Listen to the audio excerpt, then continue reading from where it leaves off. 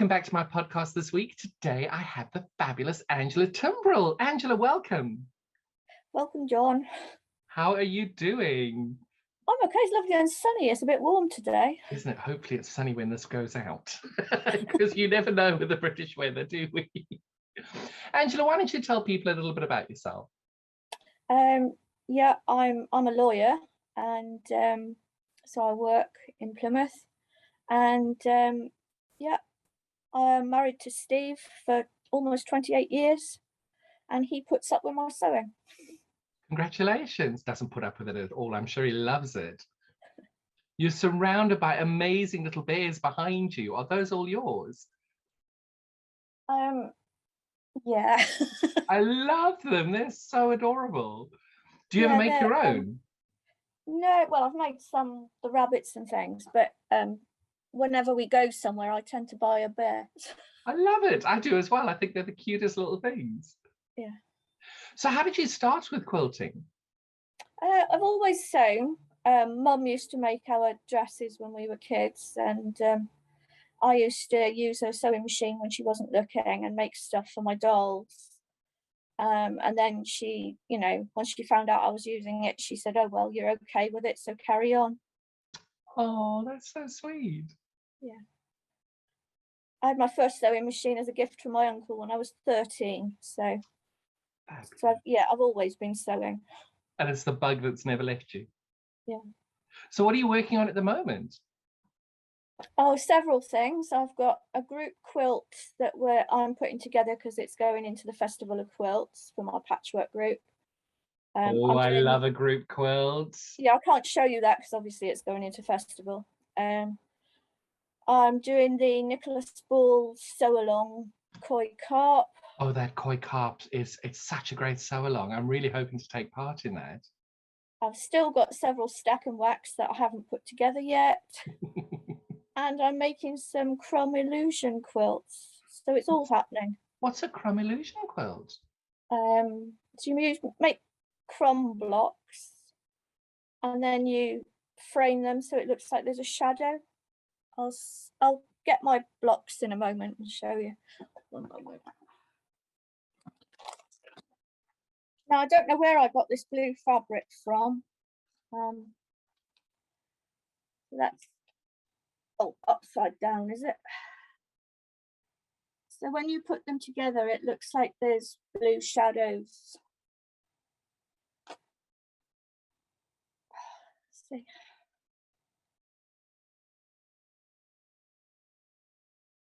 That's wonderful. I've never seen anything like that before. Yeah, so my crumb blocks, they're kind of taken over.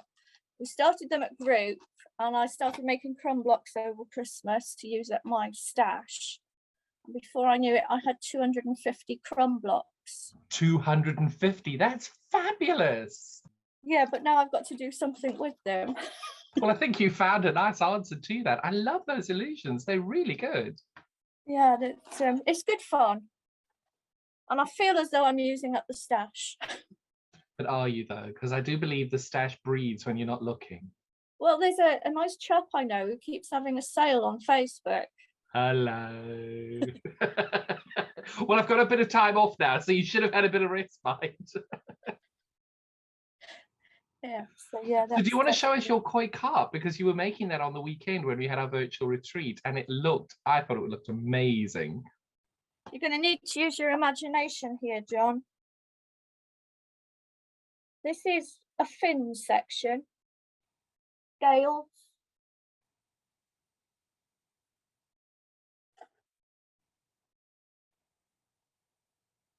More fins, I think.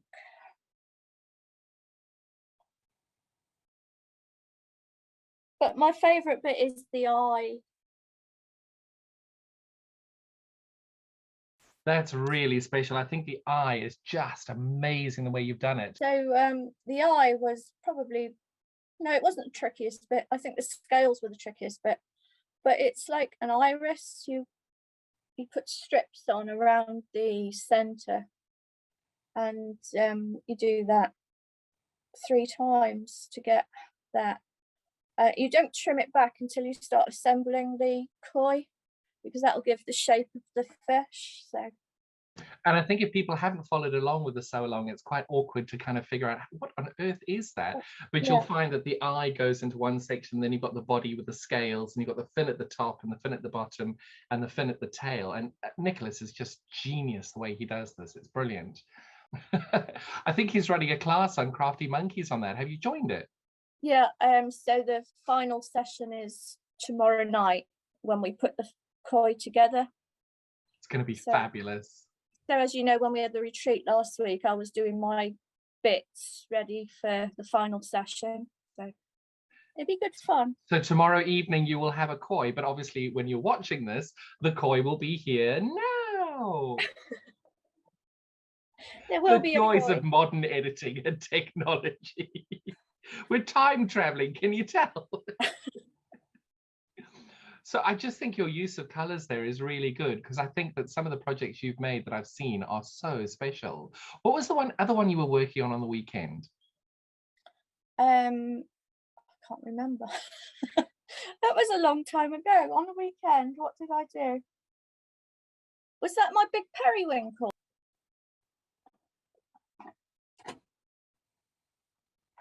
Your use of colors here is so amazing. I just love the way you've done it. And the fabrics, the scale is perfect. It's just so bright and wonderful. Yeah, I made several of these as Christmas presents, but they were in more traditional Christmas colours, whereas for me, I wanted pink and grey.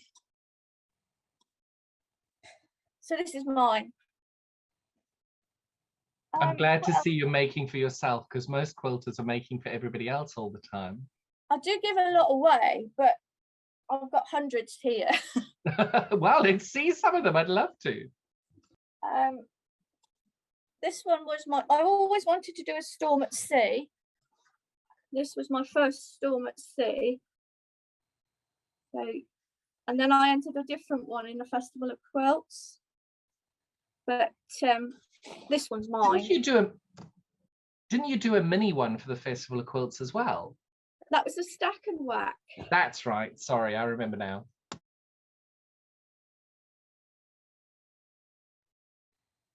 That one's my mini stack and whack. How big is that? It was less than 11 inches, wasn't it? It's got to be less than 30 centimeters, and I think this one's just under 30 centimeters. It's incredible. What was your feedback on it? I had 4 excellent comments on this one. There was also a, requires improvement, but I'm just focusing on the 4 excellents. Required improvement? You made a stack and whack less than 11 inches and it required improvement. Why? I think it was the binding let it down, but I only made that in a week, so I'm really impressed with it.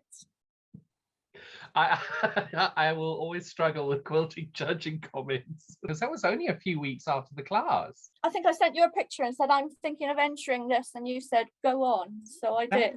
No, it's brilliant. I love the way you did it. And the great thing is it just means that you don't have any scraps left from the project you're working on for the big stack and whack, because they're so teeny tiny teeny. These were the waste from the big units. So literally the smallest bit that was left. But I just love it. I love it as well. I think that's excellent. Well done.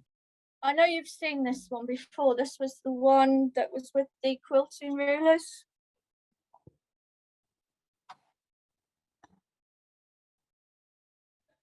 Like the reverse applique technique. So yeah,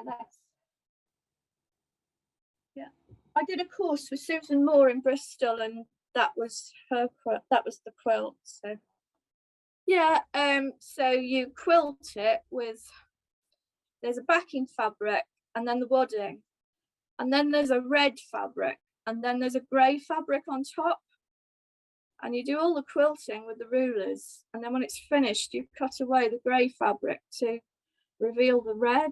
So I can't take credit for the design, because that was, her design. I just did the course. But yeah, you just have to be careful when you're cutting away, because in a few places I did cut through too many layers. So this is a bow tie quilt. They're like 3D bow ties. They puff up a bit. But yeah, that was using all my stash ages ago. Yeah, rainbow bow ties, I called that one. Oh yeah, he's got a little label. I'm so glad to see you label your quilts. I think that's the best thing. Most people don't. I'm doing my city and guilds at the moment. Oh. And this was my firework design. So that's not finished, obviously. But yeah, that was my big firework. I'm so glad to hear people are still doing the City and Guilds courses. That's wonderful. Are you enjoying the course? Oh, I love it. It's just because I work full time, it's taking longer than it should, really. So hopefully I'll get it all done before the deadline. When is the deadline? Which level are you doing? Stage 3. Wow. I started it in August 2020 because I thought that was a good thing to do with lockdown. With all that free time you had. Except I didn't have free time because I've been working from home. But yeah, so I've started it. And so theoretically, I think it should finish. Husband tried to come in, John. Yeah, so I started it in August 2020, and so 2 years. It should finish August this year, but I may need to ask for an extension because I'm only on module 7 of 12. So well, you've got what, 5 months to go, maybe. Yeah, it's not. But it's rather take the extra time you need to get it right. Yeah, I'll be disappointed if I have to, re-enroll and start again, and the money wouldn't be good. Because the course is not cheap. No, it wasn't cheap. And it's all the additional bits that you need with it as well. Yeah, it's been good fun because I've done things that have taken me out of my comfort zone. You have to do your own designs and you have to do things like dyeing fabric, which I've always avoided because I don't like mess. So, but the dyeing was actually good fun. So I'll probably do that again. Which dyeing techniques did you do? It was the Procyon dye that you and they were suggesting you do it in a plastic bag. And I preferred jars to bags, but so you just cram as much as you can in the jar with the dye. And it was interesting seeing the effects that you can get out of it. And then there was ice cube dyeing, microwave dyeing. Now, Jenny Raymond taught me to do microwave dyeing. It's extraordinary.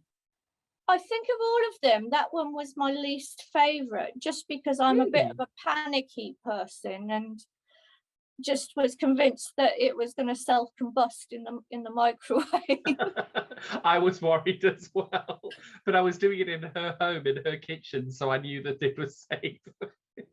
Yeah, and I just laughed at the instruction from the tutors saying, if you can, use a spare microwave, as though I've got 2 microwaves in my house. Okay, I'll put my hand up and say we have 3, so you can have one of mine. Problem with having put condensed all our houses. Just one for fabric. One for Just don't make it a convection one. You never know, you press the wrong button. No, we've only got the one microwave. No, exactly. But there was no damage to the microwave, though. No, it was fine. It's just me being a panicky person was convinced it was going to go wrong. Well, every television show and every movie, they put fabric in the microwave and poof, the whole house goes up. So I understand that. And the ice dyeing, I've always loved the technique of ice dyeing because it looks extraordinary, but I've never done it. It's really good. The problem I had on the day I decided to do this without preparing properly, we didn't have enough ice cubes in the freezer. So my sample could have been better had I had more ice, but yeah, it's good fun. I mean, all of these things, you have to try it. Yeah, But that's what I love about the City and Guilds, because these are all the techniques that we all want to try, but you're forced to, because you've got a curriculum and you've got a time limit and you have to do it and you have to try it. That's what I love about it, but it is quite hard as well if you don't have much time to do it in. So I have Thursdays off. Thursday's my non-working day. So yeah, the day I chose to do all my dyeing was on a Thursday. I just did all of it in one go. But then it's the write-up that takes the time. So putting pen to paper always,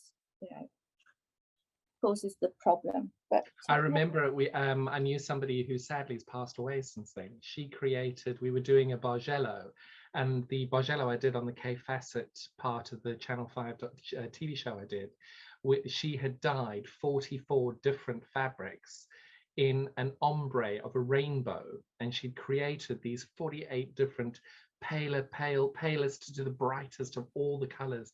I've never seen anything so beautiful. I thought it was the most beautiful, beautiful technique. And she dyed, I think it was 1 meter of each fabric, and it was absolutely gorgeous. And the great thing about it is a one-off. You won't ever get them again. They're extraordinary.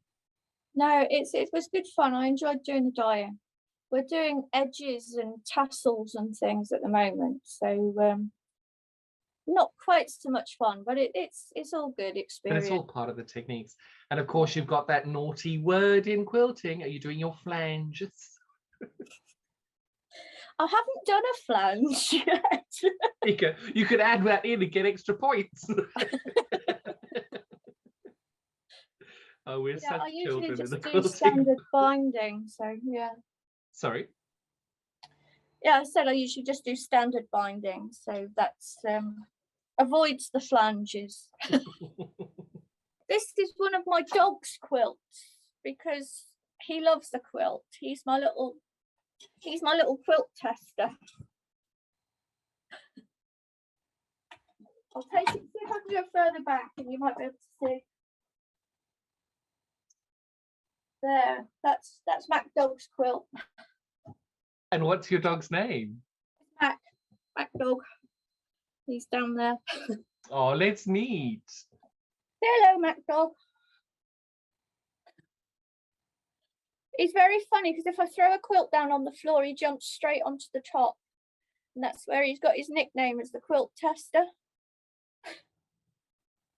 Oh, I love it. It's so adorable. Can you see him? Oh.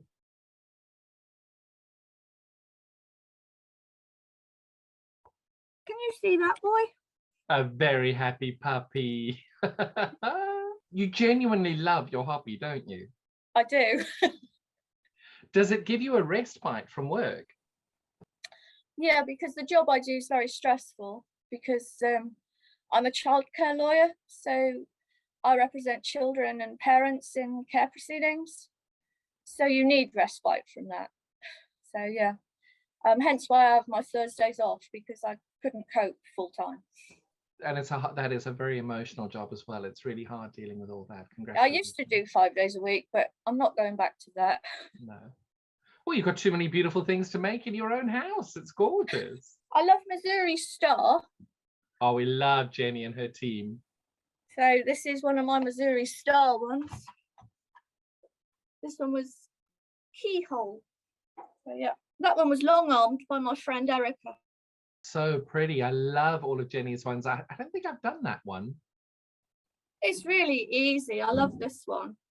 And it was an old jelly roll that I picked up somewhere. So it just flew together, that one. That was really good. How many quilts do you think you've made? I've lost count. I think I've got 60 left on my UFO list. Left? 60? Oh my God, I love it. How many of those are stack and wax from me? There's 3 stack and wax on the UFO list. This was my Casburn star from, I did a workshop at Festival of Quilts.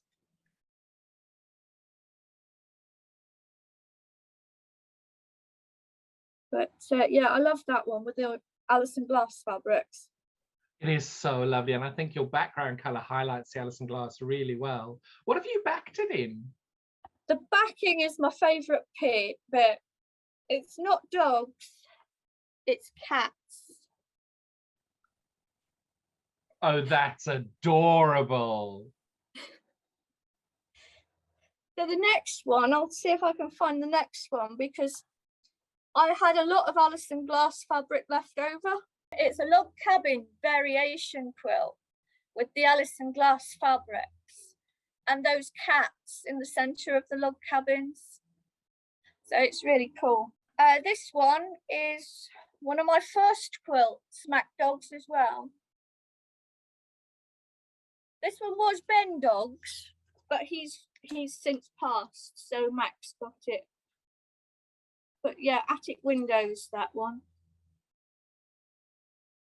And there was some printing on fabric using the paper. There's a picture of Ben Dogs there. I love that you've got pictures there of all those different little dogs on there. For what was it, Ben Dog? Ben, yeah, Benny. And yeah, we've got Mac. Oh. This was a round robin, John.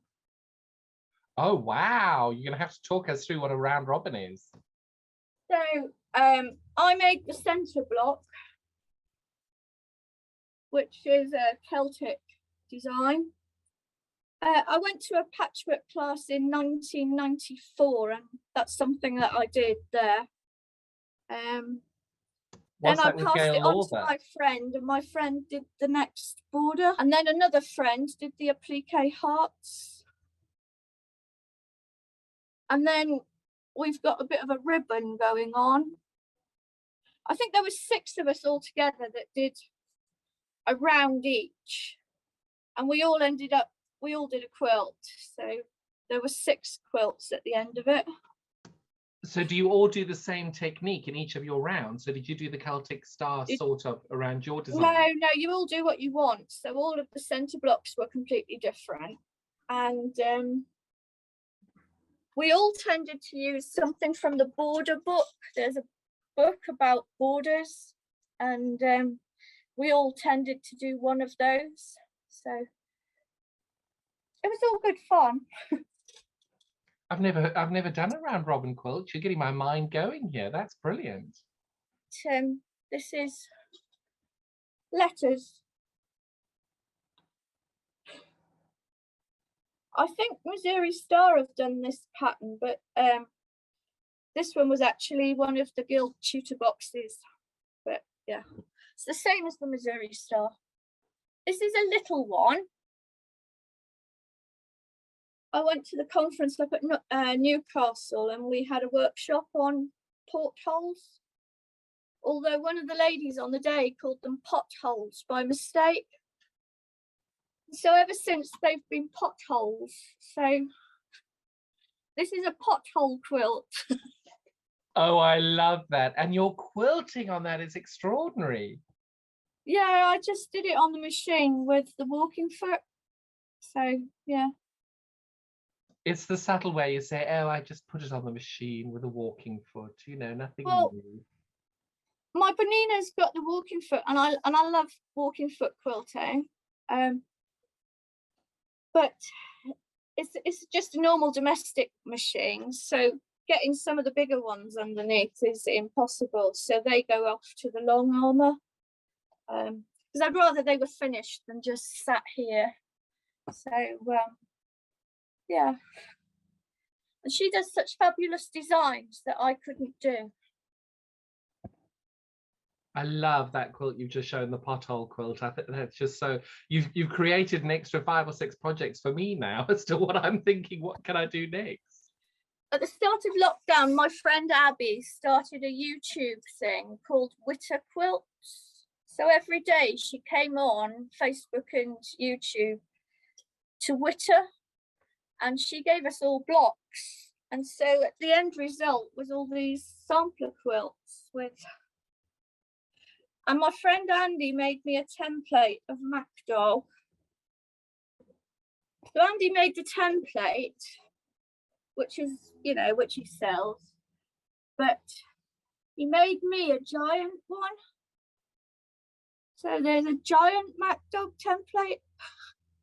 Oh my goodness, that is so cute. So I don't do much quilting, John, you can see. I don't bother. The minute I met you, I knew that there was a heck of a lot of quilts in the back there. This is just wonderful. How would you advise somebody who wants to start quilting? What would you say to them, or how would you encourage them? Just go for it, which is what I did. So my sister got married in 1989, and there wasn't so much patchwork and quilting, you know, around at that stage, but I picked up some book in the newsagent and it had a cat quilt. And so I said, right, I'll make that. And so for that Christmas, 1990-ish, she had this cat quilt. And I thought no more about it. It was done totally wrong. I just didn't follow the instructions, made it twice the size that the pattern said. I just went for it. And I thought no more about it. And 20 years later, she gave it back to me and said, this needs to be repaired. And it was loved to death, to the extent that, like, the outer edge had come away. I had to take it all apart. At that time, you know, when I started, it was polyester wadding. And I couldn't, in all conscience, give it back to her with this horrible polyester wadding. So I completely took it apart. All the holes in it, I put flower applique on, requilted it and gave it back to her. So yeah, it would have been easier just to, you know, make a fresh quilt. But I'm so glad that you did repair it and do all of that. And now it's got another 20, 30 years in it to keep going. How wonderful. So that was my first quilt, was for my sister, was just, yeah, I'll make that.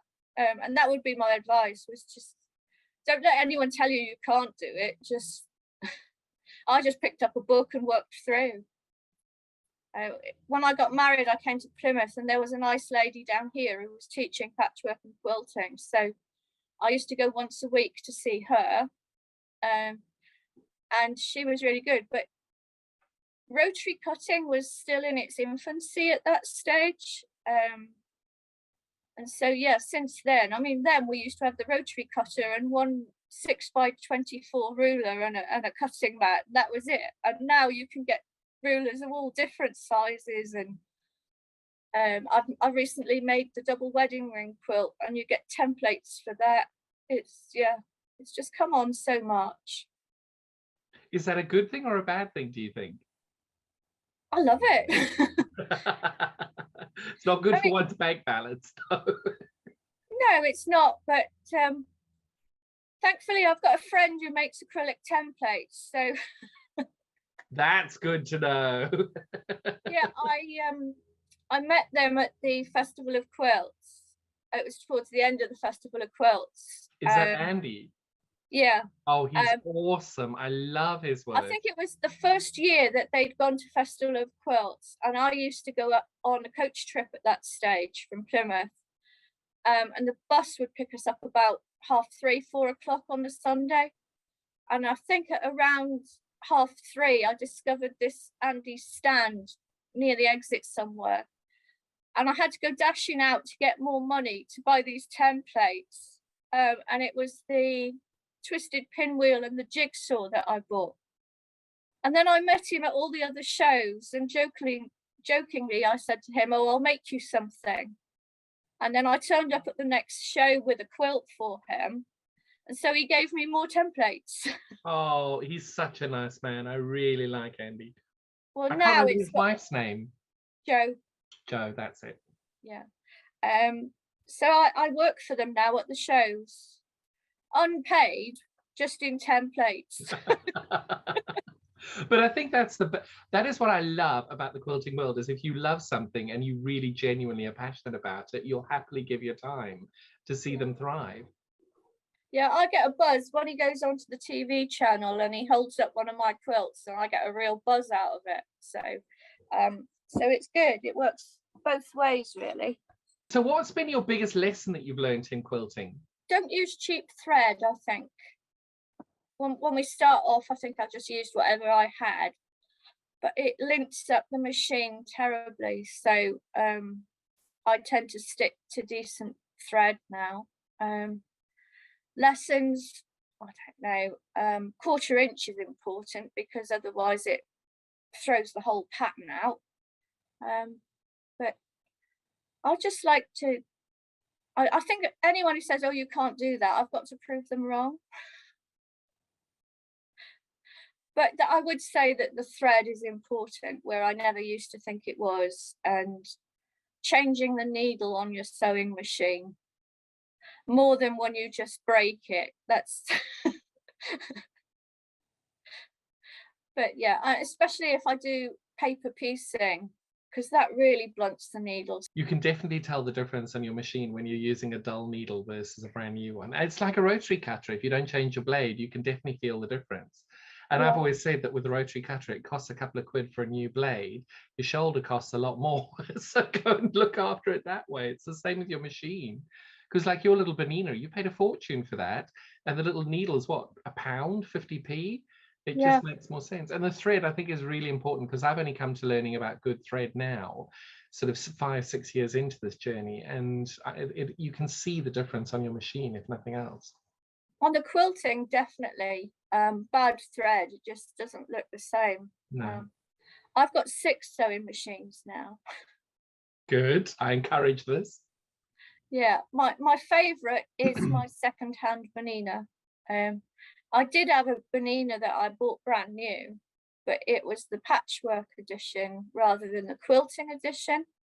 And then on eBay, I picked up a quilting edition Bernina, which I just love.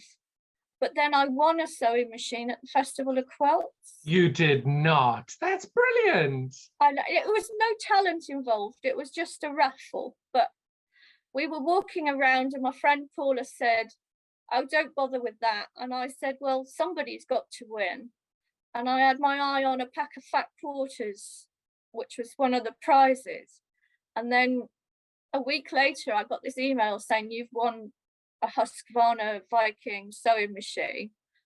Ooh, that's a good win. Bit pity about the fat quarters, though. So yeah, and I think I still thought it was a joke, because I don't know about you, but I just don't win things. And so, but yeah, it was delivered to where I worked, and there it was. It arrived with its big embroidery unit. And wow, that's wonderful. so I gave away my Bernina to my sister, because I thought I can't have all these sewing machines. And I started using the Husqvarna, but it wasn't my Bernina, and so I went back on eBay and bought another one. It is true, we do get very connected to our sewing machines, whatever brand it may be. We do get very connected to them. I love the embroidery on the Husky. I do. I mean, I still use it for the embroidery, but I don't tend to use it for sewing, because my Bernina is just, I love that. I've got a faff as well now. All you need is a Janome and you've got the full house. I used to have a new home, which is the old Janome, but I did pass that one on. And yeah, and I did sell my Bernina, that was the one I bought, the patchwork edition, to buy the faff, because I thought you really can't have all these sewing machines around the house. Shh, my husband will hear you. Shh. But yeah, I think it's a bit of a joke when we go to the quilt shows, because at the one at Exeter, we all went saying, right, we don't need sewing machines. And my friend Barbara came out with a brand new sewing machine. And need and want are 2 different topics, aren't they? And she said, because I was to blame apparently, because she said, oh, I haven't got enough money on me. And I said, I've got my credit card, that's what they're for. I like your philosophy, I love it. So yeah, so she did get her new sewing machine. Yeah. So Angela, what's next? You seem to have done so much. What are you going to do after your city and guilds and all of that? I want to do another Storm at Sea, but the one with the snail trail centre. I'm hoping I can tie it in with my city and guilds. So that'll be that. But I also want to enter another miniature this year in festival. Yay! I like it. I like it. I've just bought I've got EQ8, and I'm Wow. hoping that I can design a miniature storm at sea to go in festival. Well, a friend of mine, Angie Taylor, she creates the most phenomenal storms at sea, and all of hers are miniature. They're sort of 13, 14 inches. So you can scale that down even more. So I'll get you in touch with her. But I was going to suggest, have you ever considered doing a really tiny, teeny, toony log cabin? Oh, I love log cabin. Because you can do an 1/8 of an inch all the way around. I mean, I love log cabin. It's so versatile. I used to always use it as the cornerstones on blocks because it was a nice border. So yeah. But I think I need to persevere with this EQ8 now that I've bought it, because Oh, you'll love it. So yeah, I need to scale Because you down. need another class. Come on, Angela. You need one more class. Come on. Well, I booked onto the next retreat. So who knows what I'll be doing there. Exactly. And I just what I love about when you come, you're always doing something so interesting and so different, which is what I love. Yeah. So yeah, I've got quilts everywhere now. Well, Angela, thank you so much for your time today. It's been so lovely to talk to you. Good luck with the rest of your city and guilds, and please get festival. I can't wait to see what you've put in. Thank you.